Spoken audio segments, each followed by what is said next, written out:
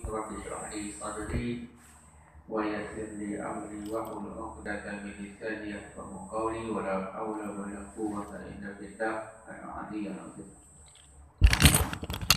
Seluruh kepimpinan masjid Samampong, tak apa nama pun kenal Samampong, nama dia Mesra 2 yang orang kenal Samampong. Hadirin hadirat mukminin rahimakumullah, pertamanya dan selamanya kita panjatkan pujian dan syukur yang tiada terhingga kepada Allah Subhanahu wa ta'ala, masih lagi diberi peluang untuk datang ke rumahnya hari ini, esok, lusa, tak tahu lagi. Pasal 22 ni PKP. Tak boleh main.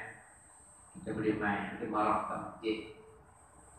Kalau tak boleh pun kita ikut arahan. Tapi niat kita nak main tu, insya-Allah Allah bagi pahala. Jadi kita bersyukur kepada Allah di atas segala nikmat yang Allah kurniakan kepada kita, dan sebesar-besar nikmat yang kita dapat daripada Allah yang Allah kurniakan. Nikmat Islam, nikmat iman, nikmat hidayah, nikmat taufik, yang dengannya kita dapat menunaikan segala tanggungjawab kita kepada Allah. Dan dengan nikmat itu, insya-Allah kita tergolong dalam golongan orang-orang yang bertakwa kepada Allah Subhanahu wa ta'ala. Dan mudah-mudahan Allah kekalkan iman dan Islam, taufik, hidayah, inayah itu sehingga saat kita bertemu dengan Allah Subhanahu wa ta'ala dalam keadaan radiyatan mardiyah, dalam keadaan tidak reda dengan segala apa yang telah ditentukan oleh Allah, melaksanakan segala apa yang diperintah oleh Allah, dan Allah akan reda akan diri kita, insya-Allah. Amin amin ya rabbal alamin. Hadirin mukminin yang dirahmati Allah, di malam ini kita sambung nama yang ke-86 daripada 99 Asma'ullahul Husna. Bismillahirrahmanirrahim. Qala musannif rahimallahu ta'ala fi 'ulumihi bidarain amin ya rabbal alamin. Nama yang ke-86 Al-Jami'u. Al-Jami', maksudnya yang menghimpun akan segala sifat kesempurnaan, atau yang menghimpun akan sekalian makhluknya pada hari kiamat. Jadi disebut dalam kitab kita ni makna Al-Jami'. Al-Jami'u ialah dua. Yang pertama dia sebut yang menghimpun akan segala sifat kesempurnaan. Maknanya Allah Ta'ala itu memiliki semua sifat kesempurnaan. Apa saja yang sempurna itu milik Allah. Apa sahaja yang sempurna, yang tak ada cacat, yang tak ada celah, yang tak ada kurang, maka segalanya terhimpun pada diri, pada zat Allah Subhanahu wa ta'ala. Maka antara sifat-sifat kesempurnaan Allah Subhanahu wa ta'ala ialah nama-nama yang sedang kita pelajari. Antaranya nama-nama yang sedang kita pelajari. 99 Asma'ullah ni adalah nama-nama menunjukkan kepada kesempurnaan sifat yang ada pada zat Allah Subhanahu wa ta'ala. Dan Allah Ta'ala tu tak ada kurang, tak ada celah. Walaupun sebesar zarah, tak ada sikit pun. Tak ada sikit pun kecelakaan, kekurangan pada diri Allah Subhanahu wa ta'ala. Sama ada pada zat dia, atau pada sifatnya, atau pada af'alnya, atau pada hukumnya, atau pada memerintahnya. Jadi maknanya Allah Ta'ala ni tak ada cacat, tak ada celah pada semua perkara tersebut. Dan Allah, sifat Allah sempurna. Kita mengaji sifat 20, sifat ma'ani, sifat ma'nawiyah, kudrat, iradat, ilmu, hayat, sama, basar, kalam.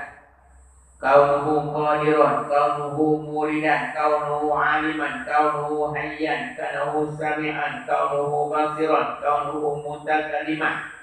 Itu 14 sifat tu adalah sifat-sifat kesempurnaan Allah Subhanahu wa ta'ala.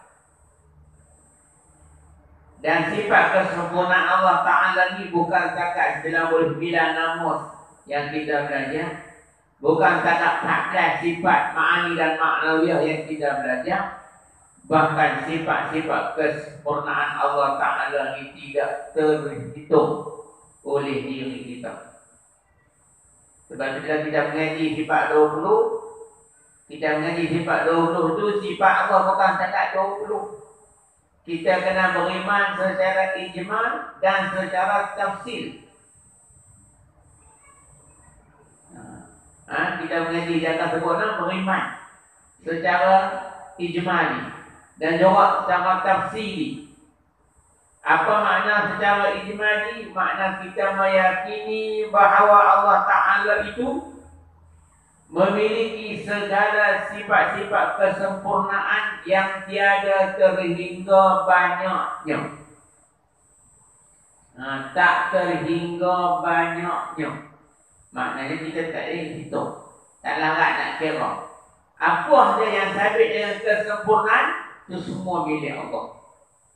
Semua itu milik Allah Subhanahu wa ta'ala. Itu kita sebut maha sempurna. Sempurna dalam segala segi. Sebab itu bila ada orang kata hukum Tuhan ni tak adil, makna dia telah meletakkan kekurangan kepada undang-undang, kepada hukum hakam yang telah diturunkan oleh Allah. Itu yang jadi kafiah. Pasal menolak hukum Allah itu adalah yang paling sempurna, paling adil, paling bagus untuk dilaksanakan dalam kehidupan kita. Tiba-tiba kita kata ada kurang, tak sesuai. Itu makna kita telah meletakkan kekurangan kepada sifat Allah Ta'ala, yang sifat Al-Hakim, Maha Bijaksana. Jadi kalau kita hukum Tuhan ini tak sempurna, maka kita telah meletakkan kekurangan bagi Allah pada sifat Allah Al-Hakim. Kita telah meletakkan kekurangan kepada sifat Al-Alim, Allah Ta'ala. Seolah-olah Allah tak tahu bahawa Malaysia ni akan ada satu zaman, satu ketika masyarakatnya masyarakat majmuk. Seolah-olah macam Allah tak tahu. Padahal segala ketentuan yang berlaku di alam ini telah ada dalam ilmu Allah Subhanahu wa ta'ala sejak azali. Sejak dulu lagi. Tak ada lagi alam ini, tak ada lagi negara Malaysia, tak ada lagi taman Pong ni, tak ada lagi kampung Batu Tiga, tak ada lagi manusia dan seluruh isi kandungnya. Allah dah tahu dah apa yang akan berlaku di alam ini. Jadi kalau kita tak square hukum Tuhan dengan zaman kita ni, tu kita telah meletakkan kekurangan pada sifat Al-Hakim, kekurangan kepada sifat Al-Alim. Padahal kita dah baca kan surah At-Tin, hujung surah At-Tin, فَمَا يُكَذِّبُكَ بَعْدُ بِالدِّينِ أَلَيْسَ اللَّهُ بِأَحْكَمِ الْحَاكِمِينَ. Bila kata imam baca tu atau kita baca tentu sama ada dalam sembahyang ke, luar sembahyang ke, sunat kita baca. Bala wa ana ala dzalika minasyahidin. Nah, abang kata kita menyaksikan bahawa Allah Ta'ala itu maha bijaksana. Apa yang Allah turunkan, apa yang Allah bagi, apa yang Allah tekan, semua terbaik. Sebab apa? Sebab Allah itu adalah yang terbaik. Ya, apa yang Allah bagi kepada kita adalah yang paling sempurna. Pasal Allah itu maha sempurna. Jadi ini disebut Al-Jami'u. Segala sifat kesempurnaan itu milik Allah. Allah tak ada kurang, tak ada celah, walau ta'ala pun. Sikit pun tak ada. Sebesar darah pun tak ada. Sebesar nukleus pun tak ada. Dan kata atom, sebesar nukleus pun tak ada. Mana Allah tu maha sempurna. Itu yang kata Al-Jamu. Mana segala kesifatan itu terhimpun pada diri, pada sifat Allah Subhanahu wa ta'ala. Perbuatan Allah paling sempurna. Tak ada kurang. Bagaimana kita lihat Allah Ta'ala cipta kita manusia, punya hebatnya Allah buat. Boleh berlari, boleh berjalan. Padahal kita dua kaki, jari tak jatuh pun. Jatuh tu pasal mata kita tak tengok elok. Yang jatuh pun, tersepot, sangkut. Kita tak nak masalah, kita jari, insyaAllah kita tak jatuh. Dua kaki ya. Main angin tak lapuk mana pun, kita lari tak jatuh kan. Angin main depan ke, angin main belakang ke, angin main tepi kanan kiri ke. Kita boleh lari, tak jatuh kan. Tu Allah buat diri kita hebat. Sempurnanya kejadian manusia yang Allah buat. Begitulah kita tengok bagaimana Allah buat perjalanan alami, langit, bumi, matahari, bulan. Kesemuanya itu adalah di atas sifat-sifat kesempurnaan Allah Subhanahu wa ta'ala. Sebab itu kita yang menjadi hamba kepada Allah, yang Allah cipta kita sebagai makhluk, kita jangan berasa hebat. Kita jangan berasa kita ni hebat. Dengan ilmu kita, dengan kekayaan kita, dengan jawatan kita, dengan kedudukan kita, dengan sokongan orang kepada kita, jangan kita rasa kita hebat. Hebat kemana kita pun, kita terlalu banyak kekurangan. Sampai masa kita akan sakit, sampai masa kita akan talarat, sampai masa kita akan jatuh dosa, sampai masa kita akan mati pun. Kaya macam mana pun, satu ketika Allah membagi kesusahan kepada kita kalau kita tak mensyukuri nikmat Allah. Kalau Allah ambil balik kekayaan tu habis. Kita malah kita rehat, ingat satu ketika kita akan sakit. Jadi kita jangan sombong, jangan ego dengan apa yang kita miliki. Kerana kita ni bersifat dengan sifat kekurangan. Kita pandai ke mana, bijak ke mana pun, ada beberapa PhD tu, PhD ni, macam-macam PhD kita tahu. Ada 100 PhD pun, kita tetap ada kekurangan dan kelemahan. Sebab dengan 100 PhD yang kita miliki, kita tidak boleh menandingi ilmu Allah Subhanahu wa ta'ala. Ada 100 PhD pun, kita tak payah lawan ilmu Allah Ta'ala. Kalau kita tengok depan, kita tak tahu apa ada di belakang kita. Walaupun kita 10 PhD sama 1 PhD, kita tengok orang di depan kita, kita tak tahu siapa ada di belakang. Kita tak tahu. Tuhan Zahir. Hebat tak mana pendengaran kita. Kalau 2 orang bercakap serentak dengan suara yang kuat serentak, kita tak boleh faham kedua-dua. Atau kalau kita faham pun sikit-sikit. Tapi Allah tahu semua. Berapa ribu orang cakap, berapa juta orang cakap dalam satu masa, satu ketika. Hang kuatkah, hang pedankah? Allah tahu setiap orang ni berkata dalam apa. Itu ilmu Allah Subhanahu wa ta'ala. Itu sempurnanya sifat Allah. Sebab itu kita jangan sombong, jangan angkuh. Kita akan ada sifat tawaduk, rendah diri dengan Allah Subhanahu wa ta'ala. Sifat kita akan ada tawaduk sesama manusia. Dengan maknanya siapa kita akan ada rendah diri, jangan sombong, jangan ego. Kita tengok orang tu susah, kita kaya sikit, oh ego, jangan. Takut satu ketika Allah tarik kekayaan Allah bagi kat kawan tu, oh macam, ingat. Jangan ego. Kita nak minta biar dulu kawan tu nak pesta je, jangan sombong, jangan ego. Dia tak tahu mungkin orang satu ketika Allah bagi nak Porsche pula. Kita tidak pernah Lamborghini. Kita BMW lah. Allah boleh bagi. Pasangan ini milik Allah Subhanahu wa ta'ala. Itu yang pertama.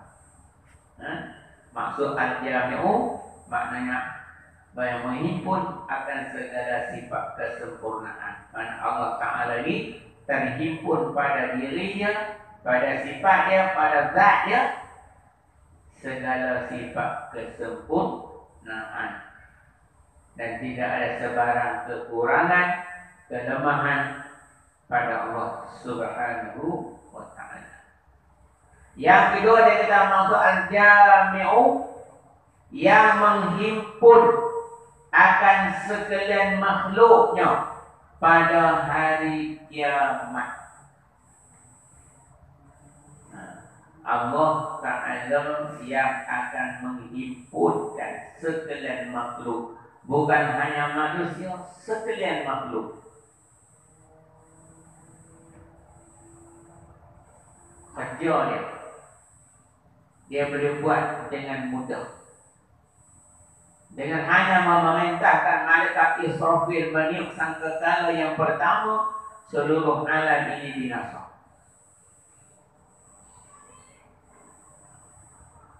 Yang binasakan alam ini Allah, bukan Israfil. Israfil hanya meniup sangkakala atas perintah Allah. Maka dengan bunyi semboyan nafiri sangkakala yang ditiup oleh malaikat Israfil itu, Allah binasakan alam ini. Gunung tercabut, berterbangan bagai bulu-bulu yang berterbangan. Jangan bayang lagu mana. Gunung bukit tercabut, berkecai, berterbangan seumpama bulu-bulu yang berterbangan. Tak payah bayang tuan-tuan. Saya tak payah bayang lagu mana Allah buat. Bintang-bintang akan jatuh, berguguran. Laut akan melimpahkan airnya. Ini saya bacakan. Idza as-samaa'u fatarat wa idza al-kawakibu tasarat wa idza al-biharu fujirat wa idza al-quburu bu'thirat. Apa ni? Satu tu. Langit, bumi, laut, kosmos, bukit gunung. Allah apa kita? Kerja Allah Subhanahu wa ta'ala. Allah mustaqim. Kemudian Allah perintahkan malaikat Israfil tiup sangkakala yang kedua. Wa idan Allah bangkitkan. Wa idan kubur bu'sirat. Dibongkar kubur-kubur kita akan bangun. Allah akan bangunkan semua manusia yang telah mati daripada zaman Nabi Adam sampai tatkala berlaku kiamat. Allah bangunkan kami. Allah bangkitkan semua. Sebab Allah bangkitkan, Allah nak himpunkan semua di padang mahsyar Allah Subhanahu wa ta'ala. Allah akan himpunkan kita. Allah akan surah Al-Hasyr kan. Allah akan halau kita. Halau kita ke padang mahsyar. Himpunkan kita di sana. Dan kita akan berawak ke sana dalam berbagai keadaan. Ada yang jalan, ada yang berlari, ada yang mengangkut, ada yang duduk, ada yang heret muka, jalan membuka, kaki duduk dekat. Macam-macam. Ikut amalan kita waktu hidup kat dunia. So Allah kata kepada kita, bagaimana Allah peringatkan kepada manusia yang kufur kepada Allah, yang tak percaya dengan hari kiamat. Kita tengok Allah yang tasa'alun 'anil nabail 'azim, bagaimana musyrik Mekah dan Nabi cerita bahawa kiamat kepada mereka. Nampak kata manusia ni akan dibinasakan oleh Allah, akan berlaku hari kiamat dan Allah akan bangkitkan semua. Mereka tak percaya 'anil nabail 'azim, berita besar yang disampaikan oleh mereka tak percaya.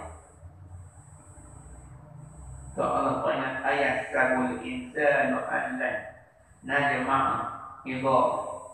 Apakah manusia mengira bahawa kami tidak akan mengumpulkan kembali tulang belulangnya? Mana walaupun tulang-tulang kita helai semua dah, hancur semua dah, tak bersambung, pun habis dah.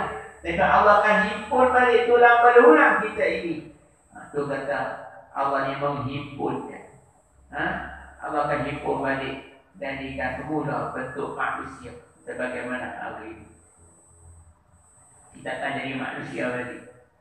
Walaupun ribuan tahun kita duduk di alam barzakh dah relai semua, tak ada lagi tulang pun relai, tapi Allah akan kembalikan kita menjadi manusia. Bagaimana? Tu jangan tanya. Tu kerja Allah. Al-Jami'u, dia akan himpunkan balik tulang-tulang tu, dan dia akan hidupkan kita balik, dan kita akan disebut oleh Allah Yaumul Ba'tsah, hari kebangkitan, dibangkitkan kita semula untuk kita berhimpun, dihimpunkan oleh Allah di padang mahsyar. Allah akan himpunkan kita. Kita semua akan sampai ke sana. Cuma bagaimana? Ikut amalan kita. Kalau baik amalan kita kat dunia ni, maka insya-Allah kembali kita pun dalam keadaan baik. Dalam keadaan baik. Kalau hidup kat dunia ni perangai tak senonoh, lawan Islam, lawan Nabi, lawan ulama, lawan tok guru, lawan hukum Tuhan, tinggalkan perintah Allah Subhanahu wa ta'ala yang disuruh, buat dan dilarang oleh Allah Subhanahu wa ta'ala. Kita bangkit itu pada amalan kita. Pada amalan kita, kita akan menghadapi pengadilan daripada Allah. Kita akan pergi kepada masyarakat pun kita akan dalam keadaan terseksa. Nak jalan pergi kepada masyarakat, nak menuju kepada masyarakat pun Allah nak himpun kita daripada masyarakat. Allah bawa kita pergi ke sana pun dalam keadaan penuh penderitaan, penuh penyiksaan. Mau tak terseksa kalau Allah takdirkan orang tu dia berangkak, dia merangkak. Cuba bayang, bukan manusia tu 10 orang, bukan 100, berbilion-bilion. Orang tua tu kata apa? Lepas juta laksa. Berlaksa-laksa.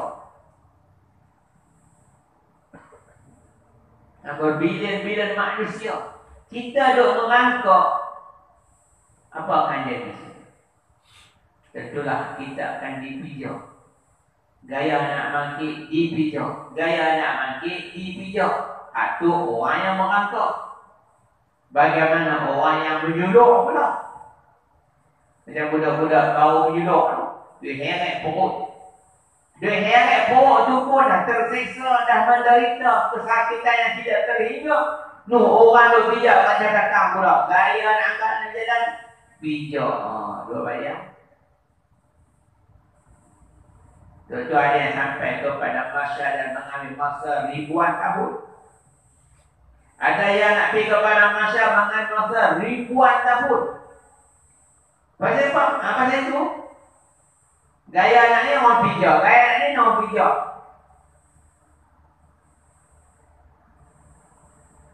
Orang yang berjalan, yang Allah takdirkan, berjalan dalam keadaan bosan. Orang kata bosan. Kalau kita orang kata bosan tengah batu, apa guna? Saya kata bosan tengah batu. Sakit tegak-tegak. Mau tak bosan bendam tu. Pergi tak ada nak ni pusing tak? Pergi penuh ni. Tu dia tengah batu, bosan juga tengok. Dia tak tengok. Jatuh dalam bendam tu. Bos tengah batu. Tu baru sakit tengkuk, bosan.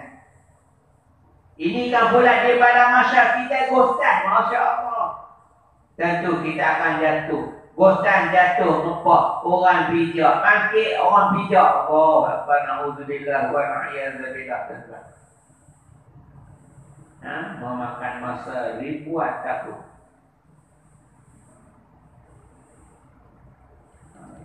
Pasal apa? Duduk kat dunia ni tak mau ikut Tuhan. Duduk kat dunia ni tak mau ikut Nabi. Duduk kat dunia tak mau ikut ulama. Duduk kat dunia tak mau ikut tutup guru. Nak ikut orang duduk atas pagar. Tak tak. Ikut duduk atas pagar. Atas pagar tu dia tak beriman. Hai duduk atas pagar tu dia tak beriman. Dia kufur kepada Allah, dia sembah berhala. Dia ikut dia buat apa-apa. Jadilah hamba, jadi kadang kepada orang duk atas pagar. Tuan faham? Tak faham, tak faham. Ini tuan-tuan. Orang yang berjalan dengan muka, ya Allah, heret muka tuan-tuan. Kaki duduk atas, heret muka. Allah nak hiburkan mereka ini. Dalam keadaan berjalan dengan muka, sampai kepada masyarakat. Datang pada masyarakat itu bukan ada kapel. Macam-macam. Tak tahu lah bagaimana Allah takdirkan. Pasal apa? Pasal mereka ni duduk kat dunia ni berpaling daripada Al-Quran. Duduk kat dunia berpaling daripada petunjuk Allah Ta'ala. Berpaling daripada peringatan Allah Subhanahu Wa Ta'ala. Jadi bila akhirat Allah terbalikkan. Apa berpaling, aku paling kaki nadas. Pada Allah berjalan sampai kepada masyarakat. Tentuan tu Allah akan himpunkan kita dalam pelbagai keadaan. Memakan masa ribuan tahun berjalan. Ribuan tahun tu bukan ribuan tahun dunia, ribuan tahun akhirat. Satu hari akhirat sama dengan 1000 tahun dunia. Na'udzubillah. Dia makan masa yang panjang. Pasal apa? Allah nak azab orang yang kufur kepada Allah. Allah nak azab orang yang derhaka kepada Allah. Allah nak azab orang yang berpaling daripada petunjuk Allah. Fadzuqul azab bima kuntum takfurun. Maka rasakanlah azab, Allah kata. Fadzuqul azab, maka rasakanlah azab. Betul kata Nabi antaranya bagaimana Allah nak azab orang yang diseksa dalam neraka ni. Allah jadikan manusia yang akan diseksa ni besar. Mana bukan besar dia waktu besar ni, tapi berhasta-hasta, berpuluh hasta bidang badan. Allah ada yang rasa azab daripada Allah Subhanahu wa ta'ala. Jadi tuan-tuan, jadi itu peringatan yang Allah beri kepada kita bahawa kita akan dihimpunkan oleh Allah pada hari kiamat. Bukan hanya Allah himpunkan manusia, bahkan Allah akan himpunkan sekalian makhluk, binatangnya dan apa juga. Ada yang Allah himpunkan dalam syurga dan ada yang Allah akan himpunkan dalam neraka. Na'udzubillah. Yang pertama Allah himpunkan kita di padang mahsyar. Lepas itu Allah akan himpunkan kita sama ada dalam syurga atau neraka. Kalau kita nak syurga Allah Ta'ala, maka di dunia ni kita duduklah, berhimpunlah dengan orang-orang yang beriman, dengan orang-orang yang bertakwa kepada Allah. Betul kata Sayyidina Umar Al-Khattab radhiyallahu anhu, kalau kamu nak berkawan, carilah kawan yang akan mengajak kamu kepada kebaikan. Kalau nak cari kawan yang akan ajak kita buat kebaikan. Jadi kita kena berhimpun dengan orang baik, baru dia akan ajak kita buat baik. Ajak berhimpun kawan dengan orang masjid, dia akan ajak kita main masjid. Berhimpun dengan orang mengaji, dia akan ajak kita jom malam ni kita pergi mengaji. Kalau berhimpun dengan orang yang kedai kopi, dia akan bawa kita pergi kedai kopi ya. 2 jam tak habis kedai kopi. Jadi pas PKP tak ada dah mau. Kita tahu.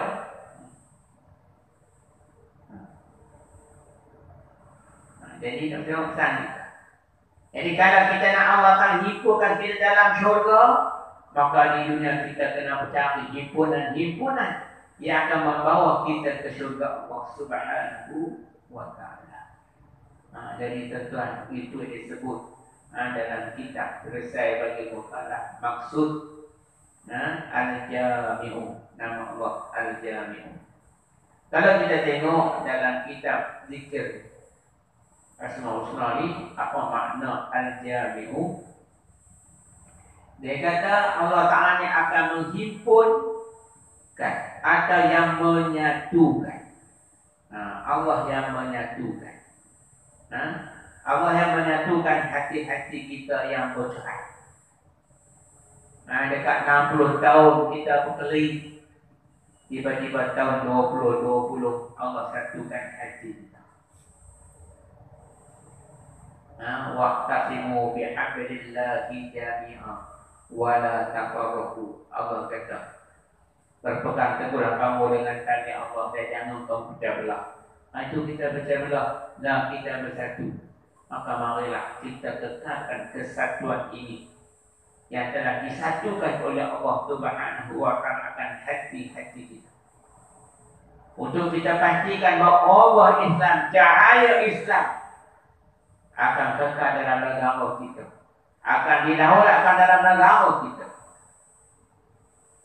Ingatlah kepelitan agama yang kita lalui selama 22 bulan mereka.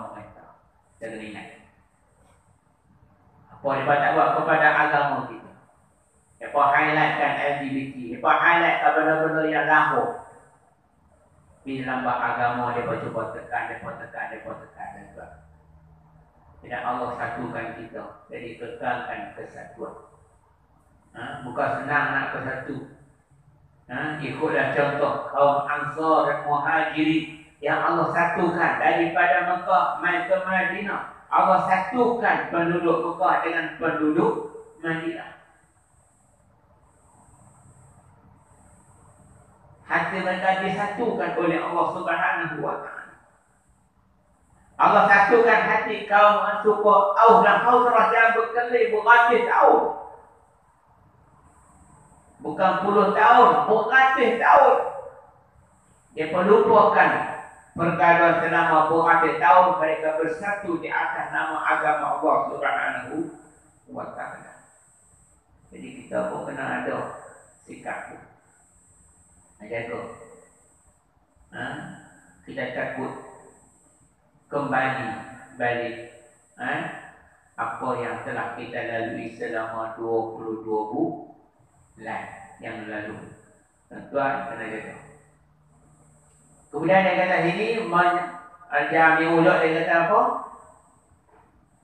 Boleh juga disebut yang maha mengumpulkan. Allah yang maha mengumpulkan. Dia kumpulkan semua manusia. Dia kumpulkan semua makhluk yang ada di bumi ini pada hari akhirat itu. Dia mengumpul segala yang berkecai menjadi satu. Allah kumpulkan yang berkecai dah jadi satu. Dan dia juga yang menghiburkan manusia di pada masyarakat di akhirat kelak. Jadi akhirat itu kita akan dihiburkan oleh Allah Subhanahu wa ta'ala. Itu dipanggil perhimpunan raksasa di hari akhirat itu. Allah himpunkan orang baik dengan orang jahat di satu tempat. Allah himpunkan di satu tempat yang dinamakan padang mahsyar. Tapi dalam satu tempat kita akan merasai suasana yang berbeza. Sebab tu kita akan melihat ada orang peluh anak takak buku lagi. Ada orang peluh dia rasa sampai pangkal hidup dia. Ada takak pinggang. Berhimpun di satu tempat, tapi suasana yang kita alami berbeza. Kita semua akan dihimpit oleh jutaan malaikat yang ada di sekeliling kita, yang ada di tengah-tengah padang mahsyar. Kita duduk tengah-tengah, keliling kita malaikat. Malaikat ini akan himpit kita. Malaikat bukan kecil, besar. Akan himpit semua manusia yang ada di tengah padang mahsyar. Tetapi setiap kita akan merasai suasana keadaan yang berbeza. Ada orang yang merasa lapar, ada orang yang merasa terhimpit, terseksa, nak nawa pun tak boleh. Tapi ada orang yang merasa lapar. Ibarat macam kita pergi ke padang Arafah, kita tawaf di Kaabah. Musim haji, ribu jutaan manusia duduk tawaf. Tapi ada orang yang lalu, dia tak rasa kata ramai. Dia merasa lapar. Tertarik ada orang. Walaupun nampak manusia ni ramai, tapi bila dia pergi tawaf tu, dia tak merasa ramai pun. Dia merasa dia lalu senang, lapangnya. Tujuh keliling tak merasa. Dan itulah suasana yang akan kita alami di padang mahsyar Tuhan. Setelah mana Allah himpunkan semua manusia. Semua tu kerja Allah. Dan Allah tentukan apa yang kita alami berpandukan amalan kita masing-masing lah. Kita baik kita baiklah. Wa man ya'mal mithqala dzarratin khairan yarah wa man ya'mal mithqala dzarratin syarran yarah. Sebetulnya Sayyidina Abu Bakar ada peringat kepada kita.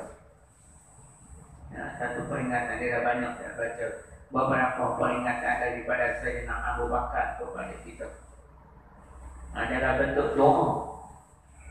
Dia buat dalam bentuk doa kepada Allah Subhanahu wa ta'ala. Dia kata, wahai Allah, sesungguhnya engkau memulai penciptaan dengan tanpa ada keperluan padamu. Allah buat kita, Allah tak ada kepentingan. Allah tak ambil faedah daripada penjabuatnya. Allah jadikan kita manusia, Allah jadikan alam, Allah jadikan seluruh makhluk ni. Allah tak ada kepentingan. Itu dia kata, memulai penciptaan dengan tanpa ada keperluan atau kepentingan kepadamu ya Allah. Memang Allah tak ambil faedah. Allah yang ambil faedah tu kita. Kita buat satu benda, kita nak faedah daripada benda yang kita buat. Tu. Dan Allah tak ambil faedah. Dan kata lagi kepada mereka, kemudian engkau ciptakan menjadi dua golongan. Satu golongan untuk syurga dan satu golongan untuk neraka. Jadi merintis Sayyidina Abu Bakar kata Allah jadikan manusia ni satu golongan untuk syurga, satu golongan untuk neraka. Jadi tuan-tuan kita tu golongan mana tuan-tuan? Tepuk dan tanya iman kita. Lah ni aku duduk golongan syurga ke atau golongan neraka? Adakah aku dihimpunkan oleh Allah di padang mahsyar bersama dengan orang-orang yang baik? Ma'allazina an'amta 'alaihim minan nabiyyin was-siddiqin wasyuhada was-shalihin. Ataupun sebaliknya, orang yang kufur kepada Allah, musyrikin wa munafiqin wa kafirin wa zalimin wal mujrimin. Adakah kita nak duduk golongan-golongan tersebut? Na'udzubillah. Ini dua golongan. Pasal Allah buat dua tempat. Satu tempat namanya syurga, satu tempat namanya neraka. Innal abrara lafi na'im wa innal fujjara lafi jahim. Orang baik dalam syurga, orang jahat dalam neraka. Orang beriman dalam syurga, orang yang kufur dalam neraka. Orang yang mentauhidkan Allah dalam syurga, orang yang mensyirikkan Allah dalam neraka. Allah Akbar. Itu jadi kata Sayyidina Abu Bakar, maka ya Allah jadikanlah aku untuk syurga, jangan jadikan aku untuk neraka. Tu Sayyidina Abu Bakar orang yang dijamin syurga tuan-tuan. Abu Bakar orang yang dijamin syurga. Nabi jamin dah dia nak ada syurga. Kita tak jamin lagi tuan-tuan. Kita tak tahu kita ni tahu mana. Mula kita ikhtiar berdoa, buat amal soleh, tiap buat baik, tiap buat ibadah, tiap mengaji, tiap dah berdoa kepada Allah. Mudah-mudahan kita ni dimasukkan dengan golongan yang dinamakan ahli syurga. Kita tak tahu lagi. Tapi Sayyidina Abu Bakar ni dah pun dijamin syurga. Ni doa dia, doa ketika dia jadi khalifah. Bukan waktu dia bersama dengan Nabi. Dia jadi khalifah, Nabi tak tahu. Dan dia pun tahulah kata dia adalah ahli syurga. Pak mentua Nabi takkan tak masuk syurga. Sahabat Nabi yang paling akrab takkan tak masuk syurga. Khalifah Khulafa' Ar-Rasyidin yang pertama takkan tak masuk syurga. Tapi dia doa kepada Allah, ya Allah maka jadikanlah aku ni untuk syurga dan jangan jadikan aku untuk neraka. Tuan-tuan. Sayyidina Abu Bakar yang dijamin syurga pun doa macam tu, takkan kita tak mau doa. Jadi kita bukan doa tuan. Baca doa kita waktu kita bagi salam kan. Salam pertama, Allahumma inna nas'aluka ridhaka wal jannah. Kita minta Allah ni redha kepada kita. Dan masukkan kita dalam syurga. Kemudian kita bagi salam yang kedua, wa na'udzubika min sakhatika wan nar. Ya Allah, aku berlindung dengan kemurkaan dan api neraka-Mu ya Allah. Jadi tuan-tuan kita kena doa. Doa lepas bagi salam kanan dan kiri jangan tak baca. Juga dengan waktu lepas sembahyang jangan lupa berdoa kepada Allah. Jangan habis-habis salah tu terus mengkit doa. Duduk sat kalut macam mana pun tanda jangan berdoa sikit kepada Allah. Paling tidak Rabbana atina fid dunya hasanah wa fil akhirati hasanah wa qina azabannar. Paling doa terbaik. Minta Allah bagi kebaikan dunia, kebaikan akhirat, jauh kita daripada neraka. Ni tengah dia habis bagi betul mangkit ya. Doa lah tuan-tuan. Orang yang berdoa Nabi Allah sayang. Allah sayang kepada orang yang minta kat dia. Orang yang tak minta ni Allah beluat, Allah benci. Pasal apa? Dia tak berharap kepada Allah. Dia merasa dia hebat dah dengan sembahyang dia, dia bahawa dia hebat dah. Tak perlu minta kepada Allah apa-apa. Jangan. Ni kita kena kalau macam mana berdoa dia buat. Cuma nak elok tu baca Fatihah, selawat, apa semua puji Allah doa. Tapi kalau nak dah kata kalau sangat, buatlah habis-habis tengok handset. Oh bini nak ke mana dah kalau doa tak tidur. Doa yang lupa tak. Kita bangkit tengah malam tuan-tuan nak pilih bayar nak tahajud berasa sejuk. Sejuk bergerak apa tak? Duduk berdoa kepada Allah. Tak payah bayar doa. Tak apa, dapat pahala doa. Allah akan dengar doa kita di tengah malam. Doa lah. Dan malas sangat nak ambil bayang 2 rakaat tahajud. Duduk terkejut saja. Jadi kita doa. Macam mana Abu Bakar radhiyallahu anhu doa, jadikan dia untuk syurga. Jangan jadikan dia untuk neraka. Ini tentu.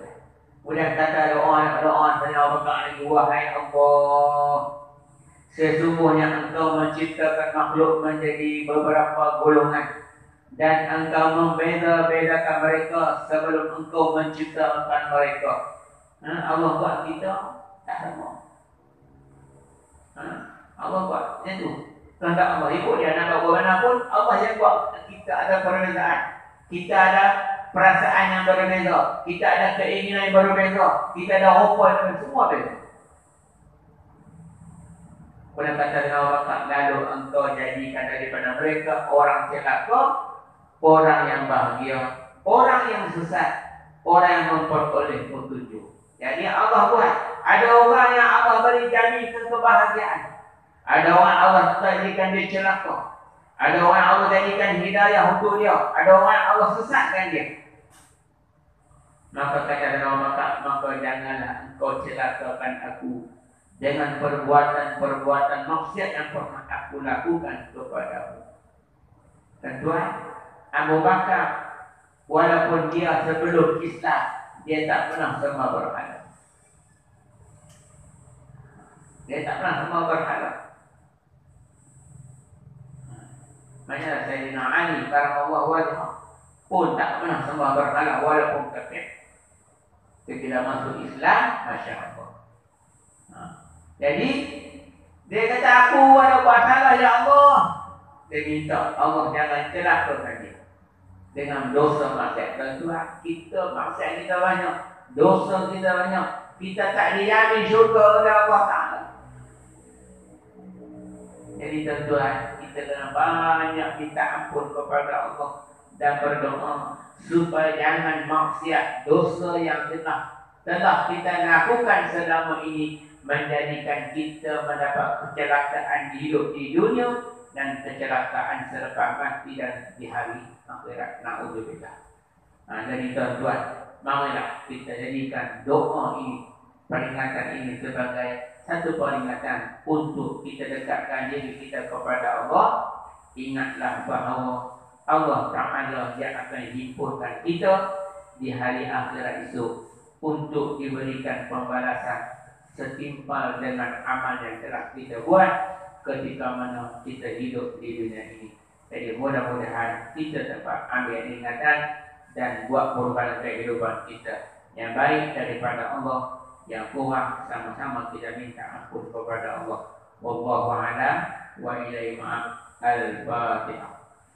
A'udzu billahi minasyaitonir rajim. Bismillahirrahmanirrahim. Alhamdulillahi rabbil alamin. Ar-rahmanir rahim. Maliki yaumiddin. Iyyaka na'budu wa iyyaka nasta'in. Ihdinas siratal mustaqim. Siratal ladzina an'amta 'alaihim ghairil maghdubi 'alaihim waladdallin. Amin. Bismillahirrahmanirrahim. Alhamdulillahi rabbil alamin. Wassalatu wassalamu ala rasulil karim wa ala alihi wa sahbihi ajma'in. Allahumma salli 'alaina abul khair wa abul rahmah wa abul barakah wa abul maghfirah wa abul ni'mah wa abul sihhah wa abul rizq wa jannah. Allahumma barik lana fi asma'ina wa absarina wa qulubina wa wajina wa dhurriyyatina wa tub 'alaina wa 'afu 'anna innaka antat tawwabur rahim. ربنا أتم لنا نورنا واغفر لنا إنك على كل شيء قدير ربنا آتنا في الدنيا حسنة وفي الآخرة حسنة وقنا عذاب النار وصلى الله وسلم عليه والحمد لله رب العالمين والسلام عليكم ورحمة الله وبركاته.